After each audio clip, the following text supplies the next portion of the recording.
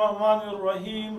आज हम लेके आए हैं कोर्स एडिस की तरफ से सॉल्यूशन वाले चैप्टर में एक और इम्पॉर्टेंट टॉपिक जिसका नाम है क्वालिगेटिव प्रॉपर्टी। क्वालिगेटिव प्रॉपर्टी क्या है? याद रखें, the properties of dilute solution, the property of dilute solution यानी मोलल solution जो है वो dilute solution होता है। the property of dilute solution which depend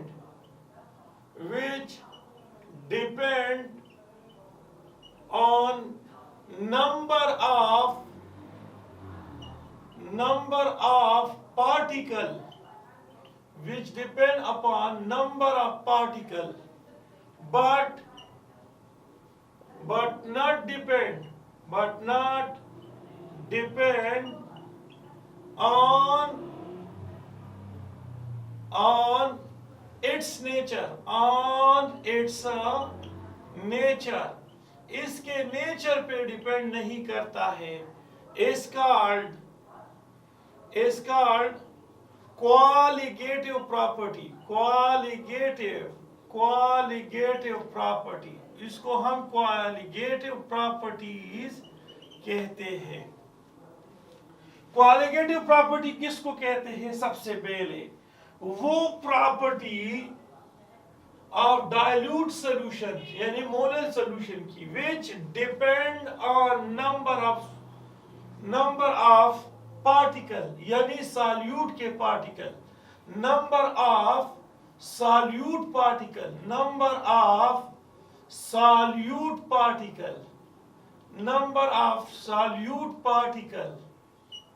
but not depend on its nature, solute के नेचर पे डिपेंड नहीं करता है। इसका क्वालिगेटिव प्रॉपर्टी। हमारे पास क्वालिगेटिव प्रॉपर्टी सबसे पहले एक होता है relative lowering of vapor pressure, जिसको हम कहते हैं P0, PS, ये lowering of vapor pressure है। जबकि यहां पर अगर P0 लगाओगे तो ये relative lowering of vapor pressure, elevation and boiling point elevation। तीसरा नंबर depression in freezing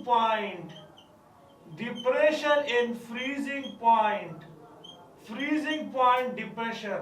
और 4 नंबर पे osmotic pressure। ये आपके पास है osmotic pressure।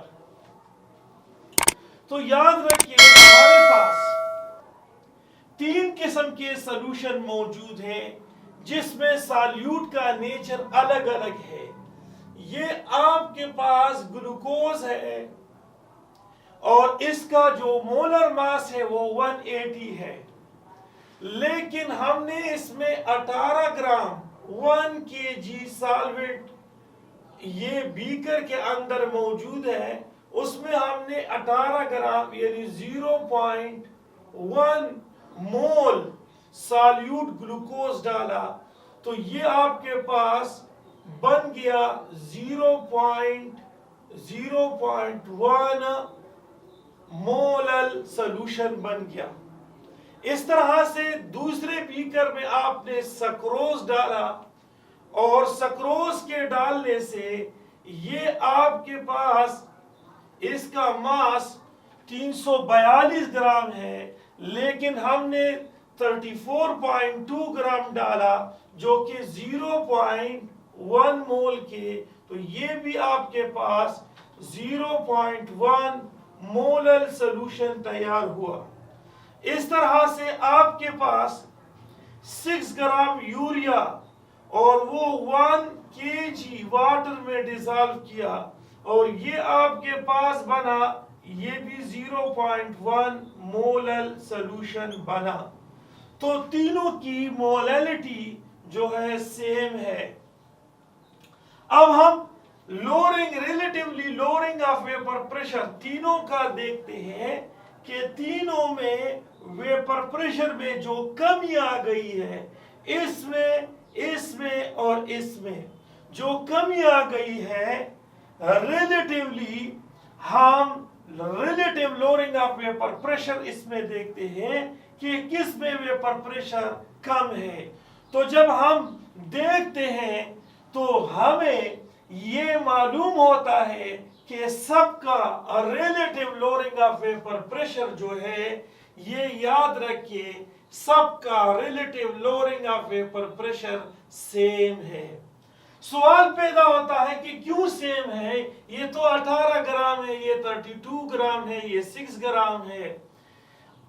मास, ये मास पे, सॉल्यूट के मास पे, सॉल्यूट के नेचर पे डिपेंड नहीं करता है।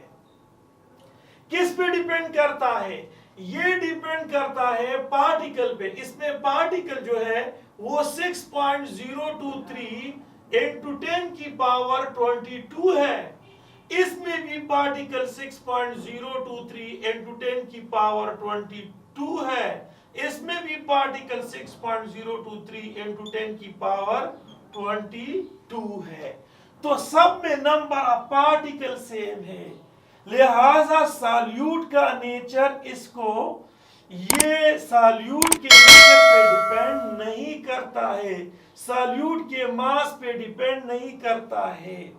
सॉल्यूट का मास कम हो या ज्यादा हो, इसके मोलल, ये 0.1 मोलल है, ये भी 0.1 मोलल, ये भी 0, तो सब में नंबर ऑफ पार्टिकल जो है सेम होते हैं।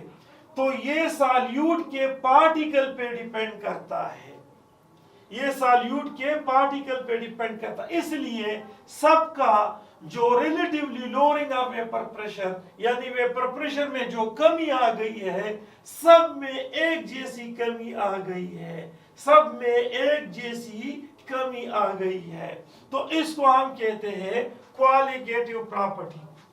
अब दूसरा फैक्टर जो हम कहते हैं एलिवेशन इन बॉइलिंग पॉइंट, जो बॉइलिंग पॉइंट में इंक्रीज है। तो अगर हम इसकी बॉइलिंग पॉइंट को, पानी है, इसका बॉइलिंग पॉइंट देखें तो वो 100 है, लेकिन जब इसमें हमने 0.1 मोल ग्लूकोज डाला तो इसके बॉइलिंग पॉइंट में इंक्रीज हो गया, 100.52 हो गया। ये बॉइलिंग पॉइंट में इंक्रीज आ गया। कितना इंक्रीज?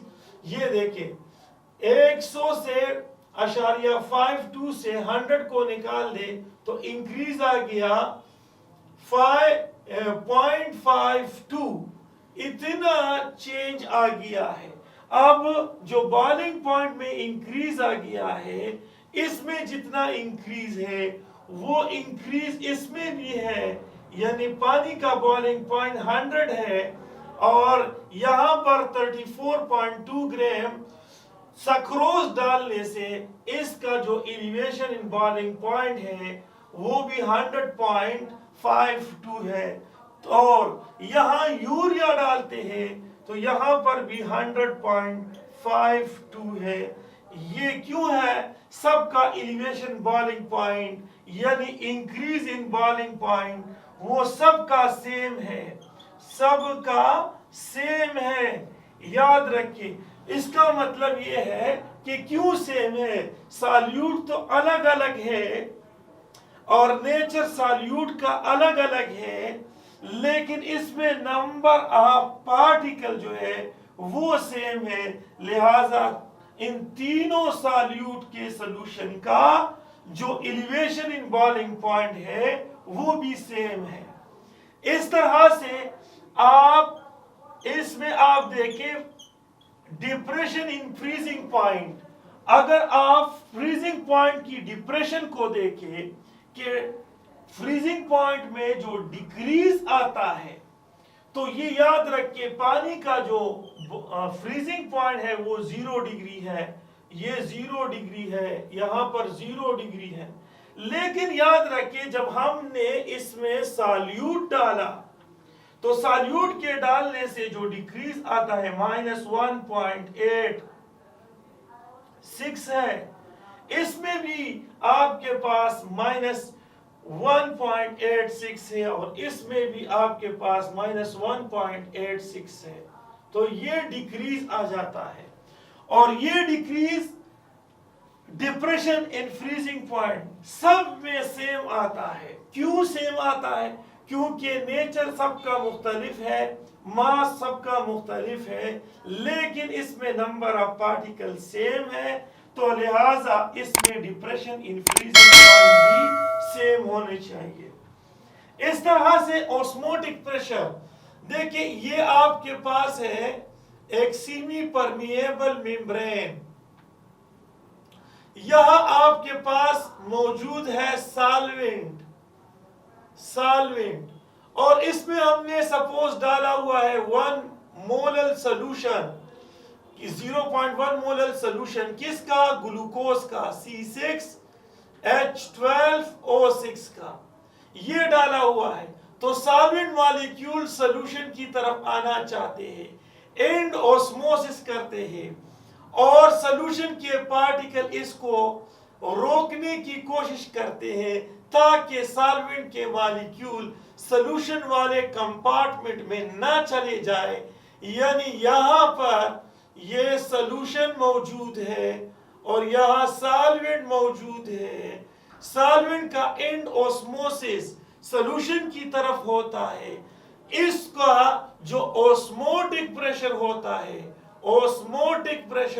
है, इन तीनों का ऑस्मोटिक प्रेशर जो है वो सेम होता है। क्यों सेम होता है?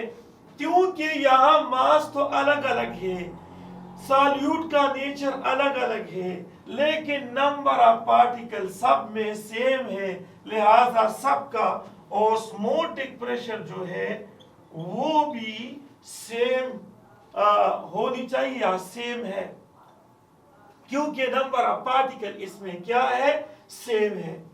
ये पॉइंट भी याद रखिए कि कोलिगेटिव प्रॉपर्टी सॉल्यूट के पार्टिकल पे डिपेंड करता है, साथ साथ सॉल्वेंट के नेचर पे भी डिपेंड करता है। यहाँ पर सॉल्वेंट हर सूरत में आपके पास सॉल्वेंट, यहाँ पर पानी है, ये वाटर है।